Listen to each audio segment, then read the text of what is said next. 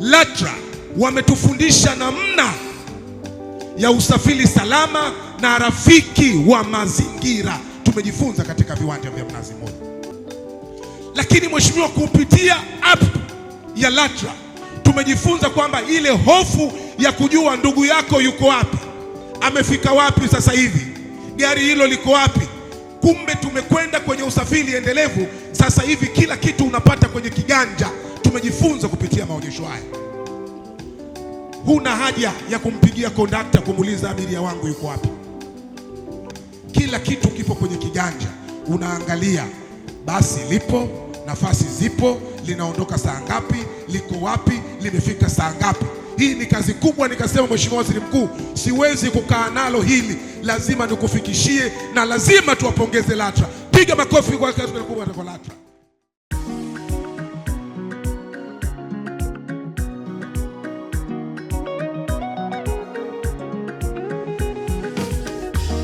Mamlaka ya udhibiti usafiri ardhini LATRA, pamoja kwa usafiri bora LATRA, pamoja kwa usafiri bora LATRA. Mamlaka ya udhibiti usafiri ardhini LATRA ni taasisi ya umma. Ni jambo la heri mtazamaji, tunapokutana katika kipindi hiki cha usafiri na maendeleo kinachoandaliwa na kutoka kwako na mamlaka ya udhibiti usafiri ardhini LATRA. Mtazamaji, hili ni jukwaa mahususi ambalo linakujia kwa lengo zuri tu la kuweza kukufahamisha na kukujuza kuhusiana na kazi na majukumu mbalimbali yanayotekelezwa na mamlaka hii ya LATRA, bila kusahau jitihada mbalimbali ambazo zinatekelezwa na serikali ya awamu ya sita chini ya uongozi mahiri wa Mheshimiwa Daktari Samia Suluhu Hassan, Rais wa Jamhuri ya Muungano wa Tanzania, ambaye kila uchwao rais wetu anawaza na kuwazua kuhusu namna gani anaweza kuboresha sekta hii ya usafiri ardhini ili iweze kuwa salama, yenye tija na yenye manufaa kwa kila Mtanzania, ikiwemo wadau wa sekta usafiri ardhini ambaye ni wewe mtazamaji unanitazama. Nikukumbushe tu mtazamaji kwamba sekta hii ya usafiri na usafirishaji ni sekta muhimu sana, kwa sababu ina mchango mkubwa katika kuhakikisha kwamba uchumi wa mwananchi mmoja mmoja na wa taifa kwa jumla unaimarika. Mimi ni Binti Jumbe, karibu katika kipindi hiki cha usafiri na maendeleo. Uwe nami mwanzo mpaka mwisho wa kipindi hiki.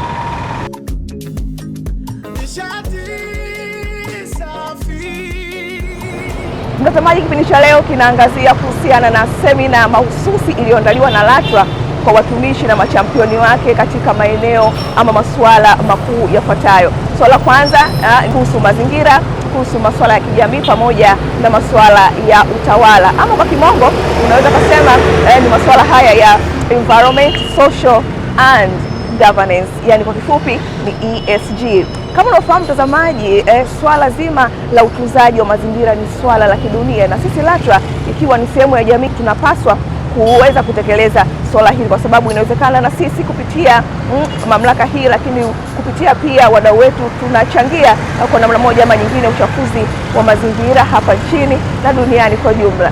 Na jambo hili mtazamaji ndilo ikaifanya LATRA ikaona hapana, hivi sasa ni wakati mwafaka kabisa kwa kuwa na machampioni ambao ni vinara watakaoenda kuisaidia LATRA katika kuhakikisha kwamba unatekeleza swala hili. Akizungumza katika semina hiyo, Bwana Athumani Kwikima ambaye ni mkurugenzi wa huduma za mamlaka hapa LATRA, yeye anaeleza kwa kina kuhusiana ni kwa nini LATRA imeona sasa iwapatie elimu machampioni hawa. Imetulazimu tutoe mafunzo ya ESG kutokana na taratibu zilizoanzishwa na ofisi ya CIG, lakini si ofisi ya CIG tu, dunia yenyewe inapoelekea, kwa maana ya kwamba tunatakiwa katika utendaji wetu wa kazi, utendaji wetu wa majukumu ya kila siku, tutende majukumu kwa maana ya tuweze kuridhika sisi katika utendaji wetu wa kazi, lakini pia vile vizazi vijavyo viweze kufaidika na nini ambacho kimefanywa na sisi. Hata kama tunaharibu, basi tusiharibu kiasi kwamba tukasababisha vizazi vijavyo na wewe vikaharibikiwa. Ndio maana kwa kuna hii ESG. ESG kama ulikuwa anazungumza muziki mapema asubuhi, ni masuala ya economic, masuala ya social na governance. Kwa hiyo katika kuweza kugovern utendaji wetu wa kazi, katika kuweza kuhakikisha majukumu yetu yanaendana na nini kinachohakikisha kwamba hatuwezi kuharibu miundombinu kwa maana ya baadaye, ndio imetulazimisha tuweze kufanya semina kama hii, tuweze kuwa na champion wa kila sehemu, kwa sababu pia inaenda kuathiri mpaka bajeti yetu. Ni kwamba ni mandatory sasa kwa kila taasisi ya umma kuweza kuwa inahakikisha haiharibu mazingira kwa namna yote, kwa maana kwamba wafanyakazi ndani waweze kuwa satisfied kutokana na kazi zao wanazozifanya, lakini pia miundombinu ya ndani, vitendea kazi walionavyo watumishi, je, haviathiri mazingira yetu kwa njia moja ama nyingine? Ndio maana tunafanya hivyo, kuna uelewa. Lakini pia baada ya kuwa na uelewa katika sasa financial reporting, kuna kipengele kabisa ambacho kinaweza kusababisha kama mamlaka ukishindwa kutekeleza kusababisha hata kupata hati chafu. Kwa ndio maana tumeona kuna umuhimu wa kuweza kujifunza na kulijua ili tuweze kuendelea kuongoza kama tunavyoongoza kila wakati LATRA katika kuwa na hati safi.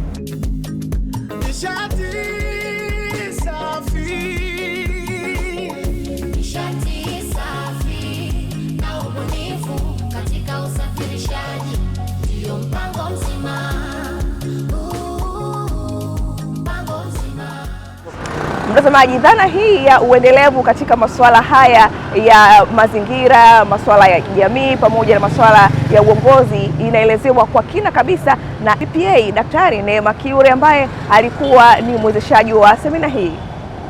Masuala mazima haya ya maendeleo endelevu, tuseme kwamba masuala yanayoangalia hali za mazingira, kijamii na masuala ya utawala bora ni masuala ambayo yanaangalia athari ambayo ataipata mwananchi kwa ujumla kutokana na taasisi zinazohusika kufuatilia masuala hayo husika.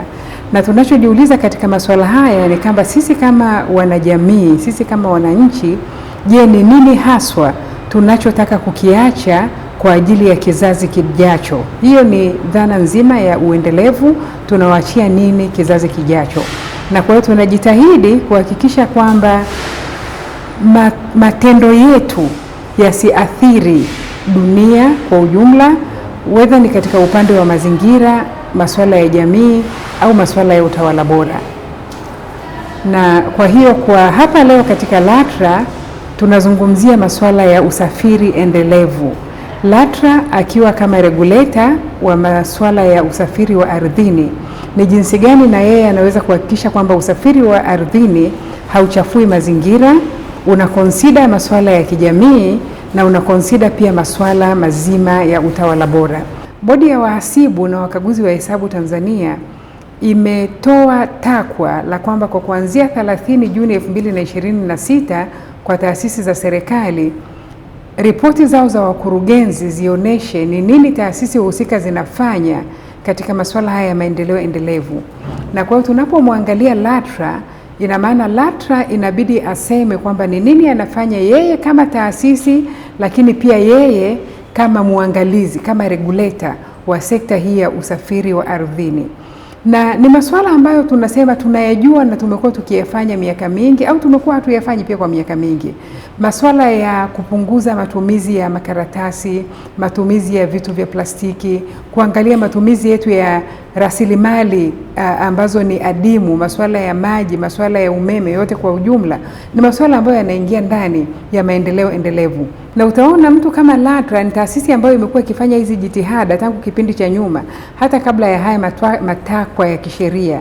Tumeona akiwaambia watu wa mabasi kwa mfano wawe na dustbin, akizungumzia masuala ya kuchimba dawa yafanyike katika maeneo ambayo yanaruhusiwa. Hayo yote ni masuala ya maendeleo endelevu, lakini tunasema bado hatujafika mwisho, bado hayatoshi. Kumekuwa kuna mazungumzo duniani kwa ujumla kuhusu masuala ya uchafuzi wa hali ya hewa, masuala ya emission. Na kwa mtu kama LATRA anakuwa anajiuliza sasa hivi kwamba sekta anayoisimamia inachafua mazingira kwa kiasi gani, na ni vitu gani avifanye kuhakikisha kwamba anapunguza huo uchafuzi. Vitu gani avifanye? Tunaweza tukazungumzia masuala ya kupanda miti. Tumeona taasisi nyingi hapa Tanzania pia siku za karibuni zikijihusisha na masuala ya kupanda miti, lakini pia kutumia magari ambayo yanatumia malighafi safi.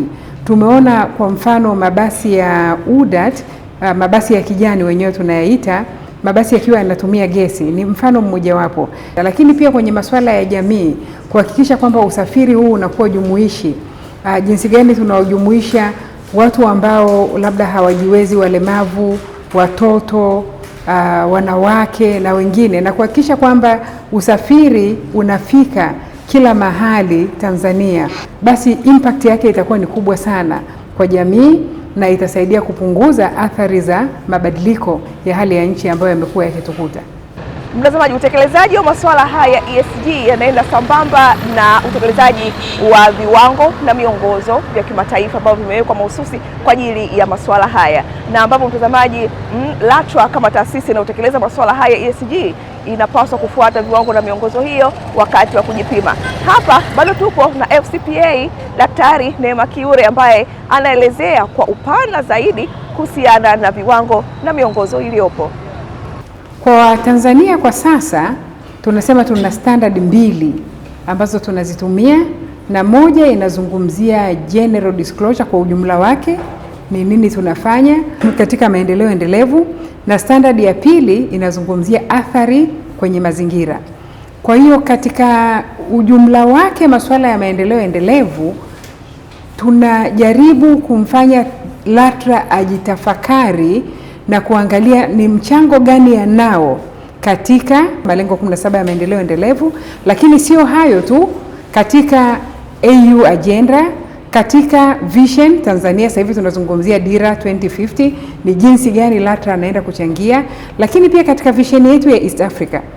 Yes, tutachukua haya mambo ambayo tunasema ni global, ni ya kimataifa, lakini ni jinsi gani tunayeleta nyumbani na kuona kwamba yanakuwa na mchango pia katika sera zetu au dira zetu ambazo tunazitekeleza kama hiyo dira 2050. Haya yanatugusa wote, watu wa nje na watu wa ndani.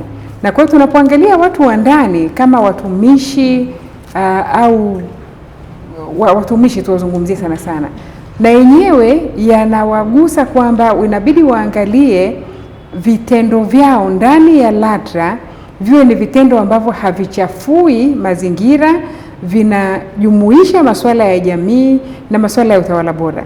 Tunasema mifano rahisi, leo umeamua kwenda Dodoma.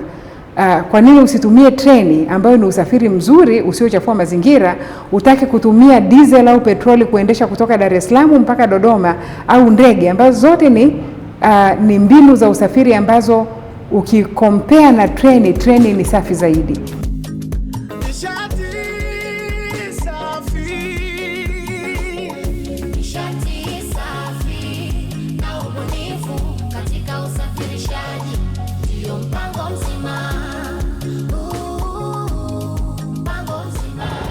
Mtazamaji, CPA Njama Moyo ni mratibu wa masuala ya ESG ndani ya LATRA, ambaye hapa kwanza anaishukuru management ya LATRA kwa kufanikisha kuwapatia semina hii ambayo imeenda kuongezea uelewa kuhusiana na masuala haya ya utekelezaji wa ESG, lakini vile vile anasema kupitia semina ambao wamepatiwa wanaenda kutekeleza mambo haya ama masuala haya ya ESG kwa kupitia viwango vya mataifa, kwa sababu wamepitishwa katika maarifa na mbinu mbalimbali ambazo zitaisaidia mamlaka kuwa kinara katika utekelezaji wa masuala haya ya ESG hapa nchini.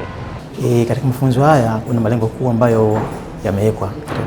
Malengo yake yapo mengi, lakini nitajaribu kueleza malengo matatu tu ya mafunzo haya. Lengo kuu la mafunzo haya kwanza ni kupata uelewa juu ya dhana ya sustainability na ESG. Hilo ndio lengo kubwa la kwanza. Lakini lengo la pili ilikuwa ni kuingiza ESG katika utendaji kazi wa mamlaka kwa maana ya day-to-day operation zake. Lakini pia lengo jingine la mafunzo haya ni kutuwezesha kuandaa na kutoa ripoti za ESG. Kwa hiyo dhana hii sio ngeni, dhana ambayo ipo kila siku na kila siku tunaifanyia kazi. Isipokuwa tu kwamba ile neno geni ambalo limekuja sustainability, watu wengi wameona kama neno ambalo neno jipya, lakini sio jipya. Ni mamlaka pia inafanya practice kwa muda mrefu sana. Kwa mfano ukiangalia katika upande wa pollution, mamlaka mwanzoni kabla ya hapo ilikuwa inatoa leseni zake kwa njia ya karatasi za hard copy. Lakini baadaye mamlaka imefanya improvement ya mifumo yake. Sasa hivi tuna mfumo wa RIMS ambao tunatumia. Sasa hivi leseni unaweza kuapply online. Kwa hiyo utaona namna gani mamlaka tayari imemove kutoka kwenye hard copy za papers, lakini sasa hivi imeingia katika mfumo wa system. Hata kwa upande wa tiketi. Mwanzo ulikuwa ukienda stand kule utakutana na mrundo wa tiketi ambayo watu wana vitabu kwa watu wa Masarangi ambao tunao kwa lugha ambayo inayofahamu watu ambao wanajadili. Sasa hivi abiria anaweza kata tiketi ya online, na hii online inaweza kuna mfumo ambao mamlaka tumeandaa wenyewe, mfumo wetu wa ndani ambao tunaita ni core ticket system. Huyo mtu akitaka kwenda safari yote anafanya online ticket, then mashaka yanakuwa ni rahisi tu. Mtazamaji, LATRA imekuwa ikitekeleza masuala haya ya ESG kwa muda kidogo. Kinachofanyika kwa sasa ni kuja tu kurasimisha ili kuweza kutekeleza kwa kuzingatia misingi ama kuzingatia viwango vya kimataifa vilivyowekwa. Sasa tukasikilize na kuwaona maoni ya machampioni hawa ambao ndio walikuwa walengwa katika semina hii. Wanazungumzia vipi kuhusiana na ile elimu walioipata, wanaenda kuitekeleza kwa namna gani? Mfumo wa ESG kwa mamlaka, naweza kusema sisi tulitekeleza tangu mwaka 2019 tulikuwa tunatekeleza mfumo, kwa sababu ukiangalia katika kanuni zetu hususan katika hizo licensing, tunapomtaka msafirishaji atoe huduma, kuna baadhi ya vitu ambavyo tunataka msafirishaji afanye katika utoaji wa huduma, kama kuweka vifaa vya kuwekea takataka. Ile ni mojawapo ya njia kwamba unadhibiti mazingira yasichafuke, lakini pia watoa huduma hawa tunawataka wawe na maeneo maalum ya kuweza kupata huduma za kijamii. Lakini tuna mfumo wa tiketi mtandao. Mfumo huu unasaidia kutoka katika mfumo wa kuandika tiketi kwa karatasi. Kwa tumetoka katika analogia tumekuja katika teknolojia. Maana ya kwamba sasa mtu anaweza akapewa tiketi yake kwenye simu yake ambayo iko tu katika mfumo wa simu, akasoma na akaenda akapanda gari. Kwa hiyo hakutakuwa na karatasi ambacho labda mtu atakuwa nacho akifika sehemu akitupe achafue mazingira. Kwa hiyo sio mfumo mpya kwetu, lakini pia inatuongezea uelewa mpana zaidi wa kuelewa dhana hii na kuifanyia kazi. Naamini baada ya mafunzo haya nitakuwa na uelewa mpana zaidi wa jinsi gani ya kufanya kazi zangu. Ndio nilikuwa nao, lakini hii imeniongezea ujuzi zaidi wa kujua kwamba ni vitu gani tunatakiwa kufanya, lakini pia na imani nitapata wasaa mzuri wa kushauri management kwamba ni vitu gani tunatakiwa tufanye sasa hivi. Kwanza tukisema mazingira, ina maana namna gani mamlaka ina shughuli zake zinahusiana au zina asili mazingira. Kama unavyojua mamlaka inasimamia usafiri ardhini, kuna magari, kuna treni. Kwa namna moja au nyingine, hivyo vyombo vya usafiri vinachangia katika uchafuzi wa mazingira. Kwa hiyo kama mamlaka inahusikana moja kwa moja katika hiyo swala mazingira, katika kuhifadhi mazingira kwa ajili ya kizazi hiki na pia kwa kizazi kijacho. Kwa upande wa reli naweza nikasema kwamba tulishaanza kupiga hatua, kwa sababu tayari sekta tunayoisimamia tumeanza kubadilika kutumia zile treni zetu kutumia mafuta. Sasa tumeanza treni zinaanza kutumia umeme. Hayo ni hatua kubwa sana. Kama unavyojua umeme effect yake kwa mazingira ni ndogo sana, tofauti na yale mafuta. Kwa hiyo tumeanza hivyo, tumeshaanza kupiga hatua, lakini pia tunafanyaga kaguzi mara kwa mara kukagua mazingira. Kwa hiyo na kupitia ya mafunzo nimepata knowledge kubwa sana ambayo taenda kuenda kuitumia katika ukaguzi wangu wa mazingira na kuweza kuwaelimisha wale operators wetu katika utunzaji wa mazingira.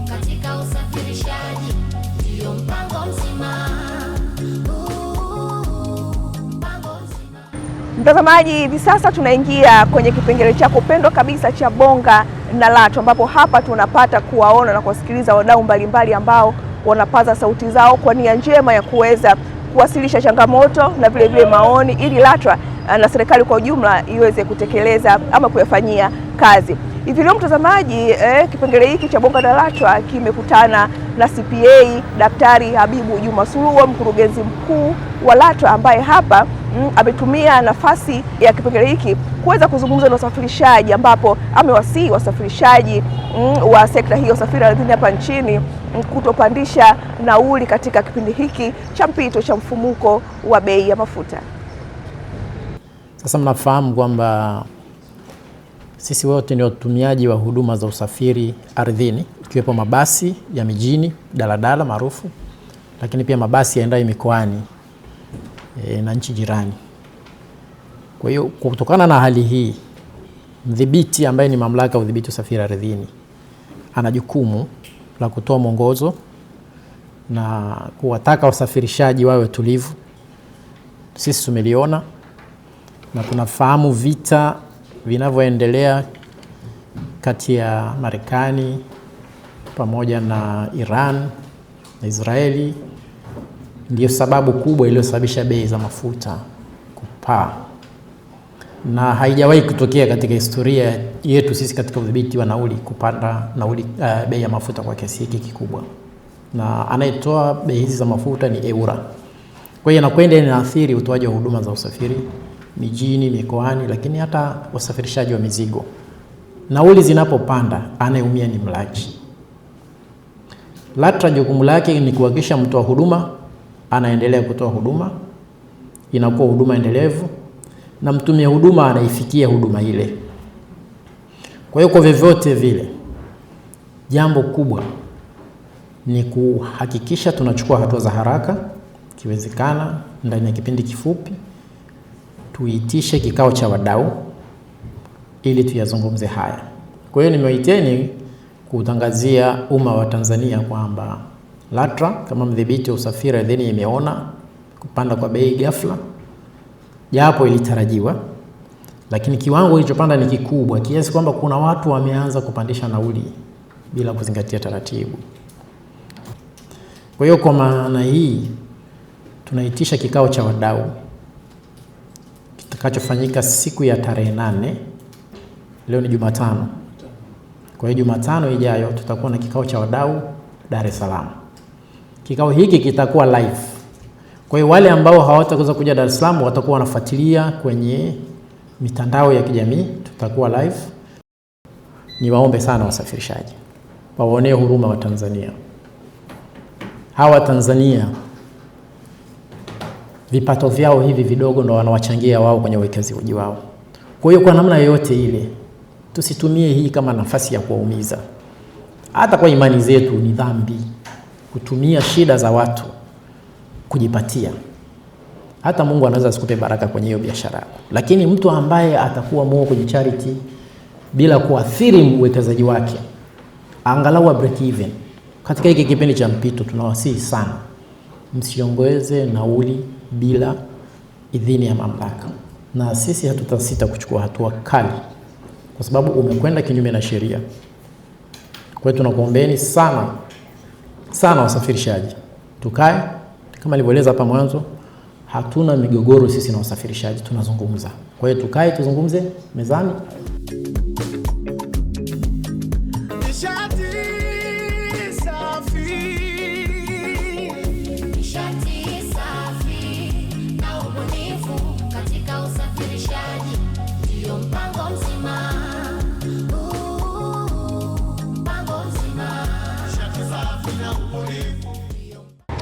Mtazamaji, wakati wako wa kunyakua kitita cha shilingi 50,000 kutoka LATRA ndio huu. Kikubwa, sikiliza swali la wiki hii, na hiki ndiko kipengele chako pendwa cha swali la wiki. Lakini mtazamaji, nikumbushe kuhusiana na swali la wiki iliyopita ambapo tulizo swali lifuatalo. Tulisema tutajie maeneo mawili tu ambayo unaweza ukakata leseni za LATRA za pikipiki ya magurudumu mawili na pikipiki za magurudumu matatu. Na mshindi wa swali hilo ni Yasini Kibai. Kongole nyingi sana kwako bwana Yasini Kibai. Na mtazamaji ambayo unafuatilia kinaganaga vipindi vya elimu kwa umma, unaweza ukajinyakulia kitita cha shilingi 50,000 kutoka LATRA kwa kufuata vigezo na masharti kama ifuatavyo. Mosi, unapaswa uwe umetazama kipindi hiki katika runinga yako. Pili, unapaswa uwe umetufuatilia yani umetufollow kwenye mitandao yetu ya kijamii. Lakini tatu, unapaswa uwe wa kwanza kujibu kwa usahihi swali kwenye mitandao yetu ya kijamii. Na swali la wiki mtazamaji linasomeka kama ifuatavyo. Taja mambo matatu tu yanayotekelezwa na LATRA ili kulinda mazingira.